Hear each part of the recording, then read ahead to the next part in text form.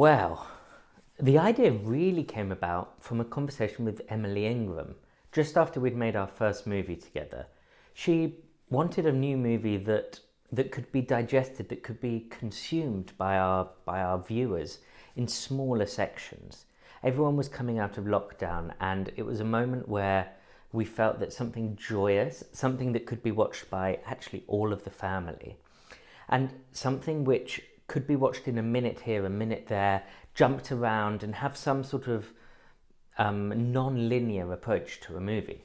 So my solution that I put together for Emily was these Satie pieces, the Sport et Divertissements. It's 21 super short pieces. They're about a minute long. Most of them are shorter, even 20 seconds, 30 seconds. They are funny, they are silly, they are joyous, they're very tongue-in-cheek, they don't take themselves too seriously.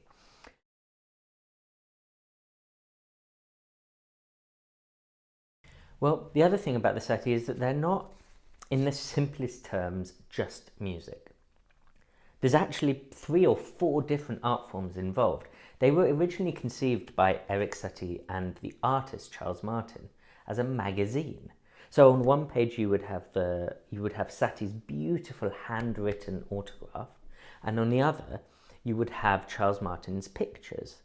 Additionally, in the autograph, Satie wrote some words. Now, Satie did this in a few places. He loved to write words which shouldn't be spoken. He actually threatens you on pain of death not to speak these words in a concert of these pieces. And this is why I really wanted to make this film, because I think the medium of film created an opportunity to actually draw all of these together in a way that maybe Satie would have accepted. So we always have Charles Martin's picture, we have Satie's handwritten text. We have the subtitles, which go in time with the music, which actually provide some dramatic inspiration for different moments in the music.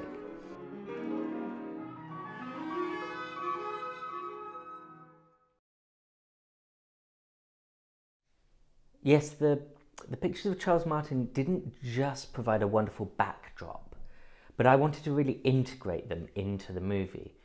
One of the fun ways I was able to play with the image was in one of the movements called le flirt, or flirting, where 2 modern youngsters have a flirtatious conversation, but they both say what they want and not what the other hears. And so there's complete and utter fragmentation. It makes no sense at all, their conversation. And the way I show this is I start, while their conversation goes on, I start fragmenting the pictures and creating this visual image based on the cubist pictures of the time, which is angular, fragmented, makes no sense at all. And then as they sort of disappear into the night, having made no connection at all, these fragments disappear, but revealing the original image then washed out, completely colourless in a way.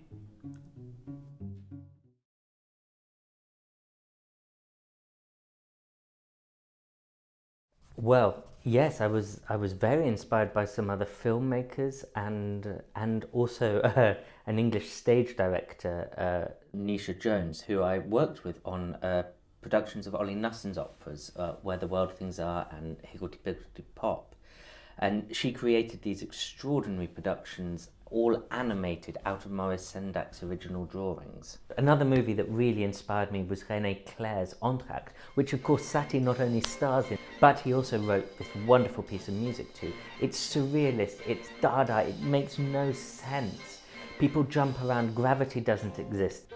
Film itself was used as a medium of expression, not just to represent something that was happening and give us an eye into the reality, but actually be a creative, expressive means in and of itself. I was very inspired by a few films that I'd seen over lockdown, or before even actually. One of them called Daisies by Vera Chichlova, and the other, The Fabulous Baron von Munchausen by Carol Zeman. Carol Zeman made a number of incredible movies, and what's amazing about them is that they are all essentially in black and white, but with a colour filter, which was an idea which I stole in quite a few places. There's one of the numbers where I make the shot black and white, and then through the black and white I project the colours of the Charles Martin painting behind. It becomes this sort of surrealist, you're not sure quite what is where, or that's the intent. And Vera Kitilova made such funny edits. Her post-production was humorous. The way she edited cut movies was funny. She created humour out of the very medium of film.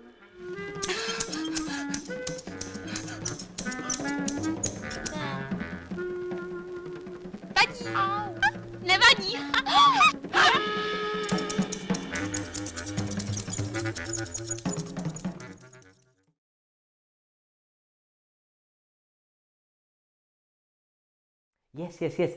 The animations gave me a way of really entering this Dada-esque spirit and having surreal things interact both with the players on the stage but also with the screen. So sometimes I have players suddenly pop up in the screen. The French horn who plays a nightingale suddenly pops up in a cloud created by a gunshot. I have confetti falling with the flute player. But then also in editing the pieces, I was able to really interact with both the screen and the players. One of my favourite ones was La Pêche, the fishing, where I superimposed layers of Charles Martin's drawing of the rippling stream to create an underwater environment. Then I took Satie's drawing of a fish, which I animated waggling tails, and I was able to have this group of fish, a school of fish, come, meet, have a conversation, and then depart. I hope to very comic ends.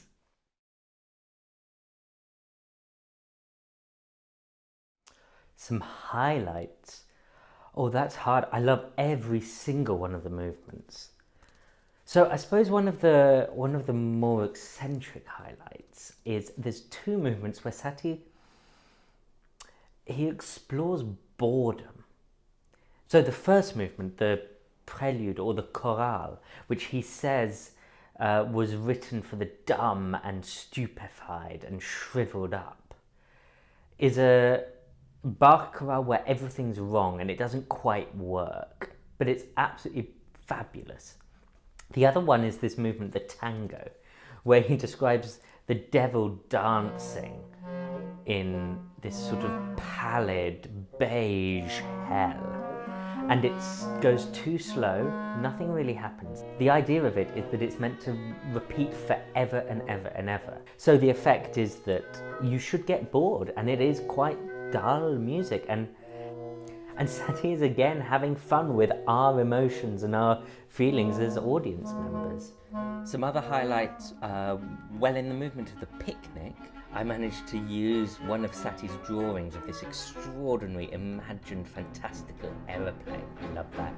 In the sled, I use techniques from Entr'acte actually to create the excitement of a sled ride down a hill. In the last movement, tennis, Satie pokes fun at Debussy, whose latest ballet at that point, Jeu, plays a game of sport, tennis, football type thing, and makes it incredibly sensual. Satie writes a very unsensual movement, but talks about the legs, and I get to animate all of the legs of the men in other Charles Martin pictures and have them waggling along. Then, of course, there's a whole set of sea movements, which I get to play a lot with the animations in. In yachting, I get to make this sort of rolling sea animated out of the Charles Martin pictures. And in the movement, the octopus, I try and create this sense of really being underwater, entering an octopus's cave where we meet an octopus who has to drink some salt water to make him feel better.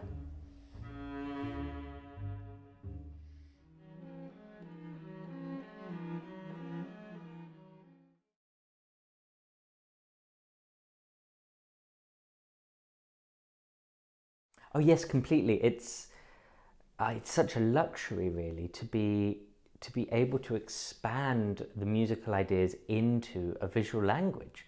something which a conductor is very rarely allowed to do. When we work in operas, we always work with directors and with set designers.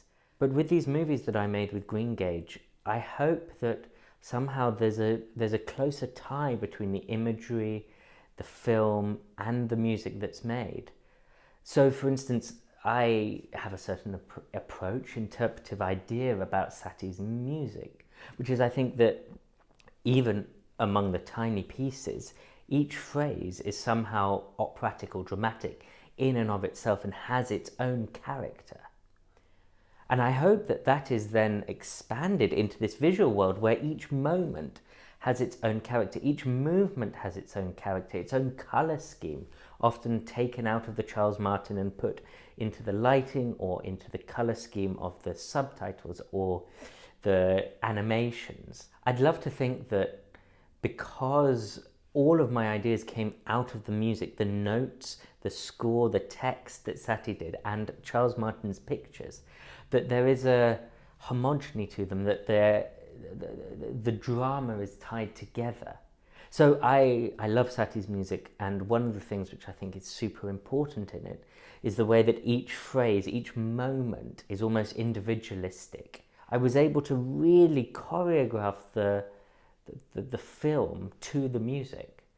So I hope it's a really fulfilling experience to watch. And most of all, the thing I would love to come across is Satie's humour, its tongue-in-cheekness, the way he takes nothing seriously, but it's all done with such quality. If these little miniature movements make people laugh, I'd be so happy.